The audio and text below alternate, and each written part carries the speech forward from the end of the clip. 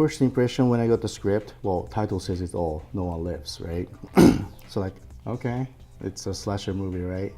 This serial killer kills everybody. And I'm a big fan of watching that kind of movie, but not that big fan of making myself. So, but I started reading it anyway. Then first like 10 minutes, I thought like, yes, nice looking couple being captive of this bad gangsters. And okay, I get it. I mean, it's all about the torture, and I'm not interested in doing that kind of movie. Then, like 15 minutes into the movie, this movie changed into a completely different thing. And that's when I decided like, wow, this is not like, you know, typical slasher horror movie I've seen 100 times. So this project have the possibility to do something new. So that's when I decided to do this movie. No, those actual filmmaking part is always hard, but that's not going to be the big problem. My challenging part is, like I said, I just wasn't interested in making this movie just blood and guts, horror movie. To me, what made me do this movie is the driver's character, Luke Evans' character. So that to make that character, somehow he is one of the craziest character, but somehow make this character real, human. That was my most challenging part. And the twisted, love relationship between, him and Emma, the girl, and the girl, one more girl. This is very complicated triangle love relationship going on in this movie. So all those, the characters and emotions, relationship, love, that was the challenging part for me.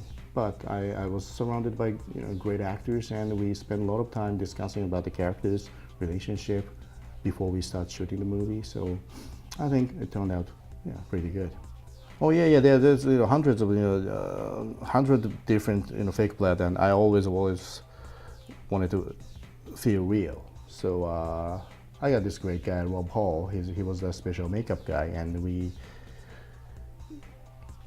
spent a lot of time before we start making this movie. And somehow for this movie, I really wanted to grab this analog feeling, because I just personally don't like this because of the CGI. Yes, we can make movie much cheaper than back in the 80s or 90s, right?